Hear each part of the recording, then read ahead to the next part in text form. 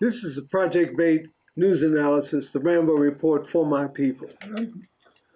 First thing I want to do is thank you for watching our program, what we're presenting. And then let me get right into it. As you know, we've presented a lot of book selfies in which we ask people to pick up the book that you are reading, hold it up, take a picture, and email it to us to place on our websites, Concept East Institute. We have 25 of them online on Facebook, and we want your picture with your book or books, because actually, in our estimation, you should read at least one book a month. The basic concept is if you read one book a month in 2 years, if you read on a specific subject, you'll be an expert on that particular area. Now, this particular book, The Black Panthers, Portraits from an Unfinished Revolution,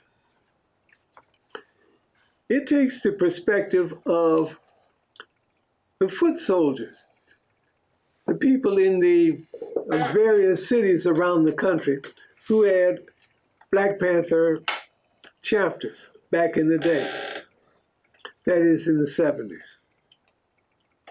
And the interesting thing is that it presents an entirely different perspective and a much deeper perspective on the operation and challenges that the Black Panthers face in terms of their internal challenges within the organization and their external challenges outside of the organization with the local police forces, the FBI, COINTELPRO, and the various political parties.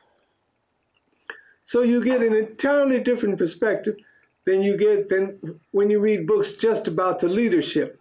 Huey P. Newton, Eldridge Cleaver, Bobby Seale, Erica Huggins, and others. You get a much more, quote unquote, ordinary relationship, because the folk that are featured in this book, and they're all in a series of essays, they're all ordinaries. They're just ordinary people. And in the sense of the word, they really don't pretend to be these so-called revolutionaries that the Panther ideology and brand and leadership demonstrated and portrayed in the media. And it is important because, at least to me, because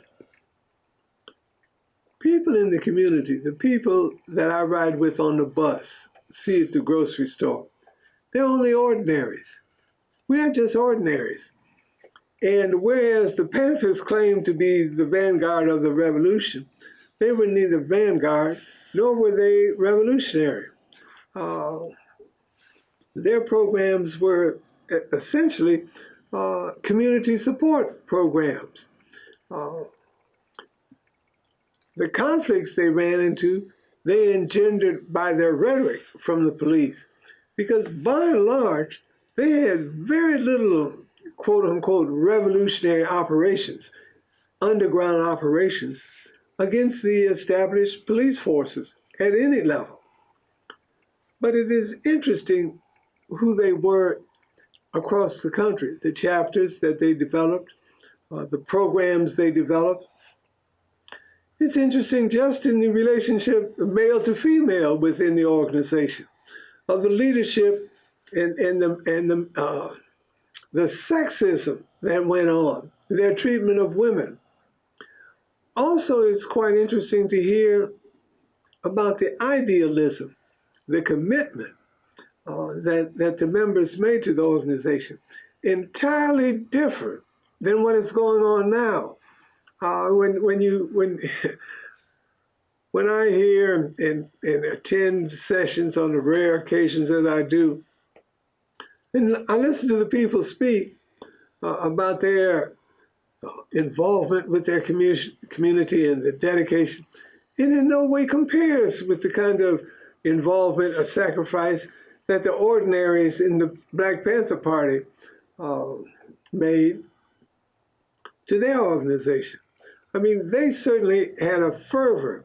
And that, if anything is missing, is that singular, dedicated fervor that existed then, and it's just non-existent now in terms of community action.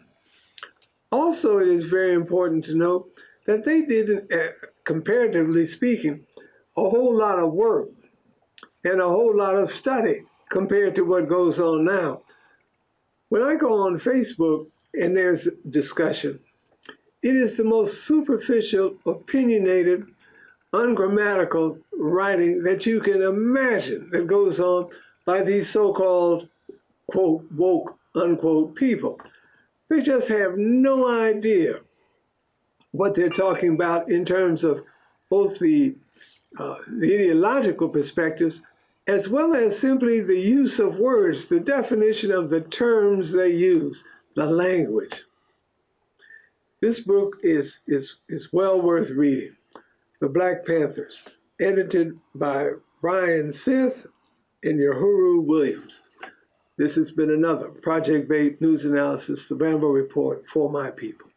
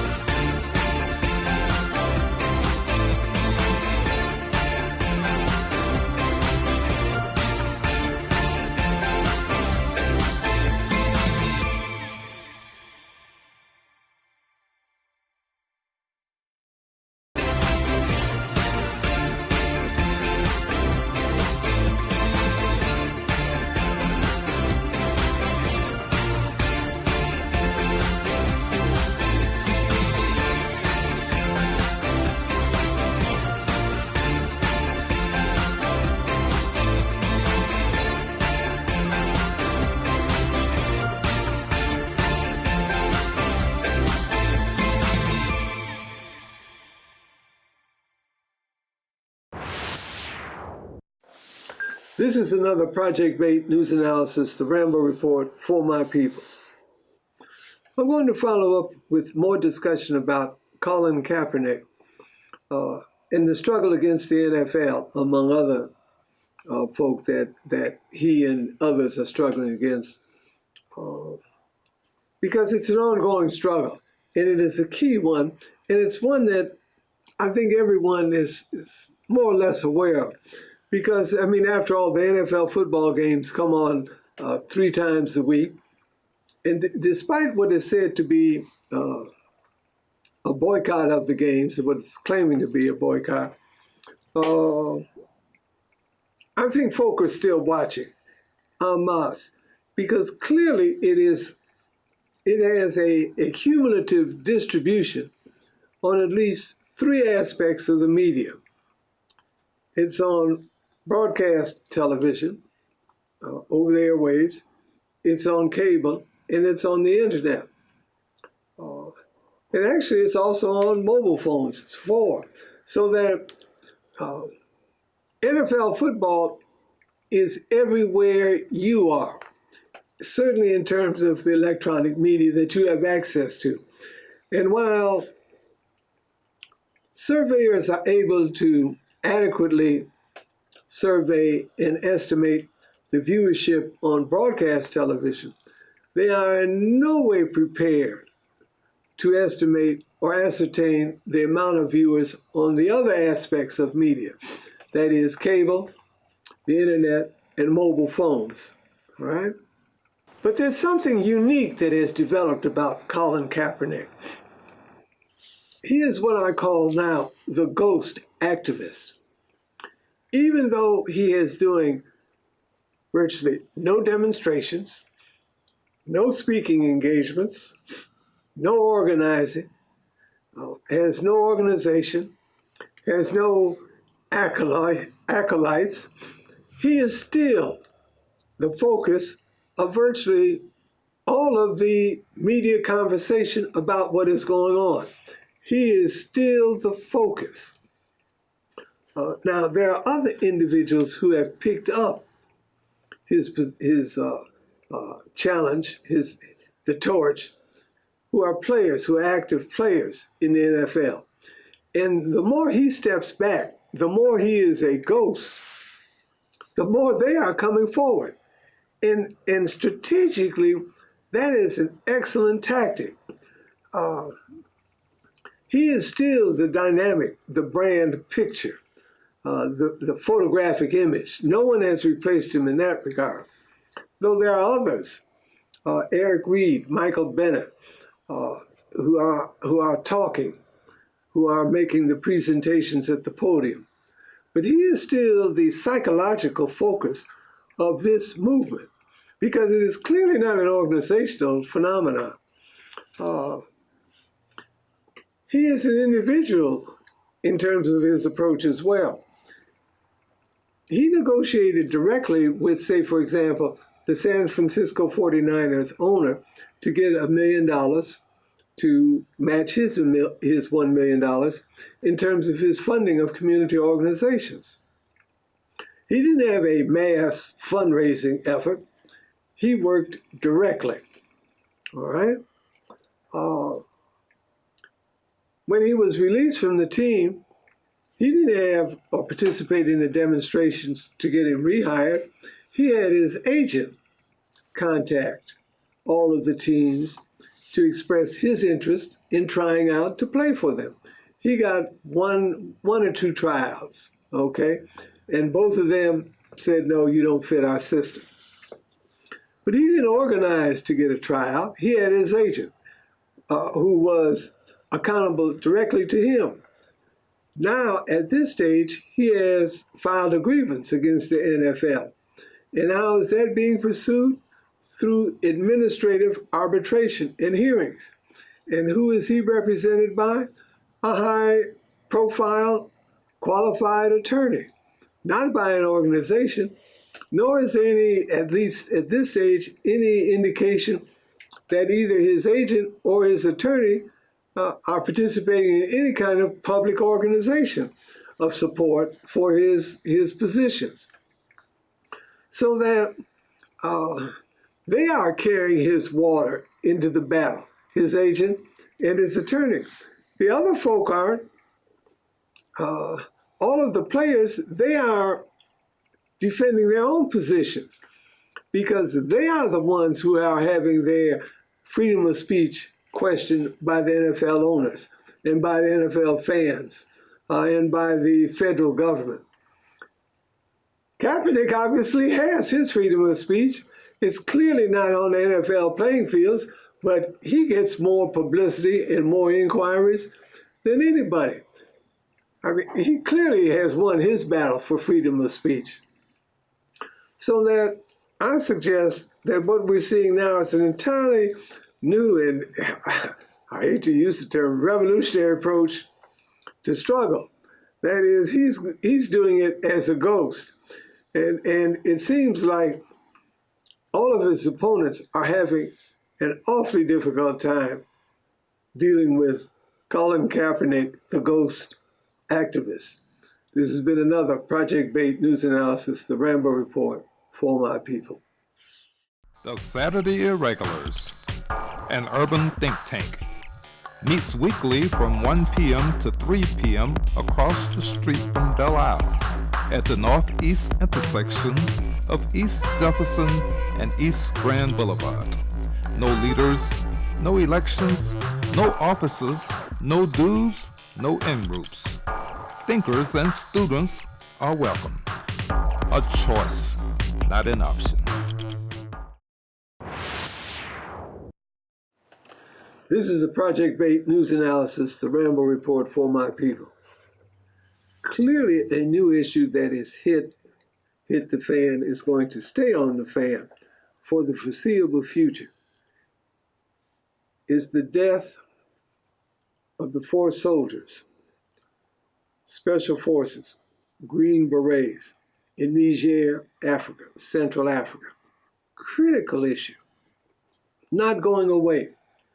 Despite all of the side arguments, the side rhetoric, the congresswoman from Florida, the president, the chief of staff, the generals, the public. It's not dying down. It's growing. It's growing because there is an entire historical and now a current struggle going on. It's going on in Africa. And it has been highlighted by the deaths of these 4 special ops and the questions that surround their demise in a part of the world, Niger, that virtually nobody knows about. Certainly nobody in this country knows about. I mean, most of the folk in this country hardly know what's going on there in their downtown urban centers, much less across the Atlantic and into the heart of darkness. So here we are, at least it's so far reported, that there are 6,000 American military personnel in Africa. That is not, frankly, very many, because Africa, if you look at the geography, the maps, you can put the US, China, India, all of Europe inside of Africa with room left over. So 6,000, hey, there's what? There's 36,000 police officers in New York City. So 6,000 military across Africa is very, very few. And 4,000 of them, it is reported, are in Djibouti. That is a little enclave on the east coast, the northeast coast of Africa, and 2,000 across the continent. How many were in or are in Niger? It is reported that 800 were in Niger. Now, this mission just raises so many questions. And there needs to be, and looks like there will be a congressional investigation, and many more investigations. There will be military investigations as to what happened. And more importantly, because of the deaths of these 4 young men in Niger, the government will virtually be forced to account to the American public what happened, why they were there, what they were doing, how could they be killed in such unfortunate circumstances. Well, one question to raise is, with regard to Sergeant David Johnson, why is a soldier with 2 children, a wife, and another child on the way in active, dangerous circumstances? Why not have it like the French Foreign Legion? Single men, men without families, men without a future, okay? That's how the French Foreign Legion and the French government handled their involvement in Africa. They did not have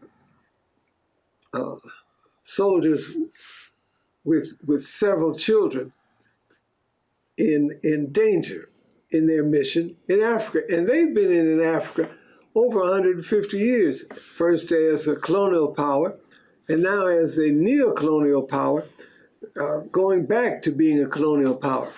That is, the French have had soldiers and military in Africa for at least 150 years, and still have a singular control of African currency in former French colonies. Plus, they have been, the French military, involved with these radical groups or bandits or gangs, armed gangs in Africa for at least the last 5 years. In Mali, especially, which is also in West Central Africa. So that why aren't we learning from them? Or why aren't they out front instead of us? Because they so-called know Africans far better than we do. I mean, as such, with the 6,000 personnel that we have in Africa, we're very late to the colonial game, the empire game in Africa. How is it that our soldiers are getting killed and the Chinese, which has a tremendous amount of inroads in Africa in terms of building, infrastructure, investment, and you've never heard about any Chinese soldiers there or Chinese being killed? So there are tons of questions that need to be answered. And let us avoid the he said, she said rhetoric that is going on, that is trying to cast some heat on the subject, but virtually no light. Let us seek the light. This has been another Project B.A.I.T. News Analysis, the Rambo Report for my people.